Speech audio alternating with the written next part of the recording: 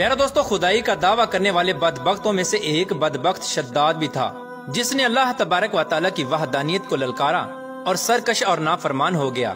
پیارا دوستو، شداد کون تھا اور کس طرح اس نے اللہ تبارک و تعالیٰ کی نافرمانی کی اور خدائی کا دعویٰ کیا، اور کس طرح اس نے دنیا میں اپنی جنت تیار کی، اور اس کی بنائی جانے والی جنت کتنے سالوں میں تیار ہوئی، اور پھر اللہ تبارک و تعالیٰ نے اس بدبخت کو کس طرح دنیا کے لیے عبرت کا نشان بنایا، اور اس بدبخت کا انجام کیا ہوا، اور پھر کس طرح ملک الموت علیہ السلام نے دردناک طریقے سے اس کی روح قبض کی۔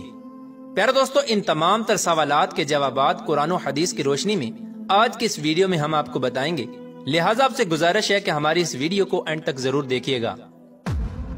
پیارا دوستو، شداد اس قوم کی نسل میں سے تھا جو دنیا کے سب سے طاقتور ترین قوم تھی، جس کو قوم عاد کہا جاتا ہے۔ اس قوم کے بارے میں اللہ تبارک و تعالیٰ قرآن پاک میں ارشاد فرماتا ہے کہ ان کے جیسی قوم نہ اللہ تبارک و تعالیٰ نے ان سے پہلے پیدا کی اور نہ ہی ان کے بعد کسی قوم کو پیدا کیا۔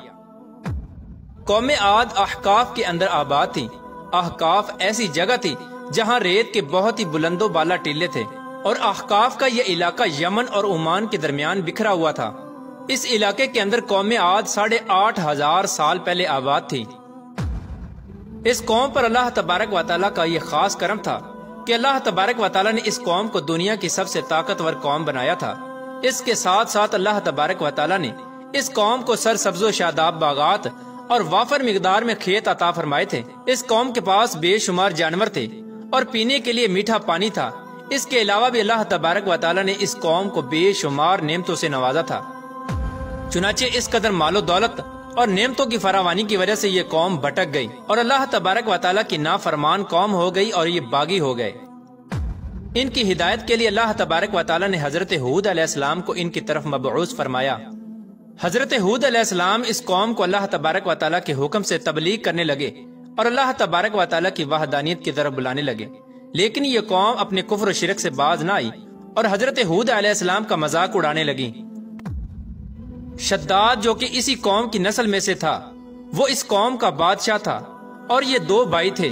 روایات میں آتا ہے کہ ایک کا نام شداد تھا اور ایک کا نام شدید تھا۔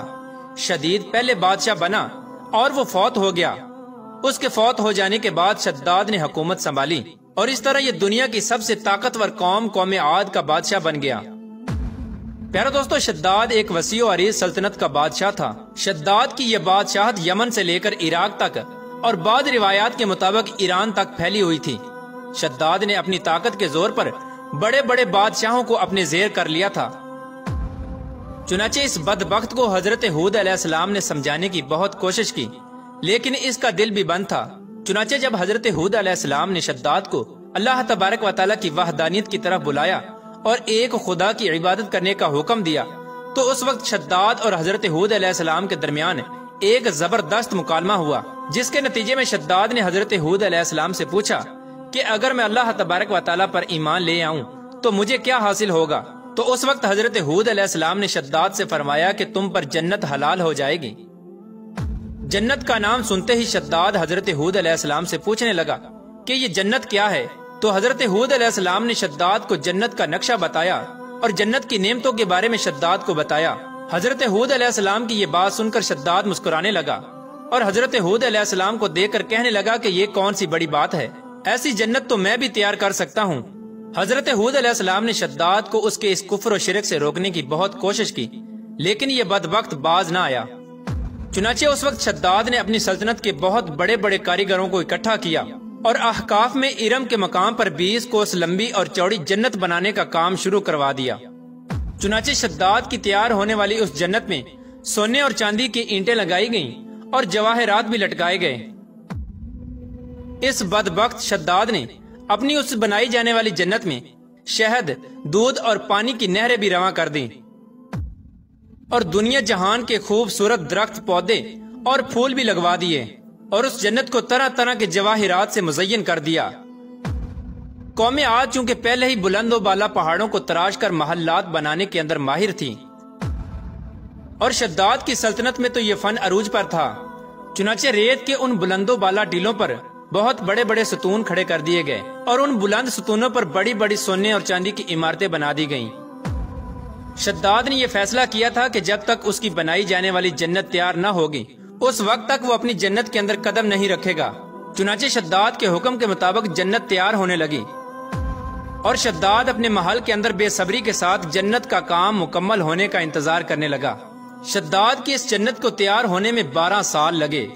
12 سال کے اندر جب یہ جنت مکمل تیار ہو گئی اور اس کو طرح طرح کے ہیرے جواہرات سے مزین کر دیا گیا اور طرح طرح کی خوبصورتی سے مزین کر دیا گیا، تو اس وقت شداد کو اس کی جنت کے تیار ہونے کا پیغام پہنچا دیا گیا۔ چنانچہ شداد جنت کے تیار ہونے کا پیغام سنتے ہی بہت خوش ہوا اور شداد اپنی جنت کو دیکھنے کے لیے اپنی فوج کو ساتھ لے کر جنت کی طرف نکل پڑا۔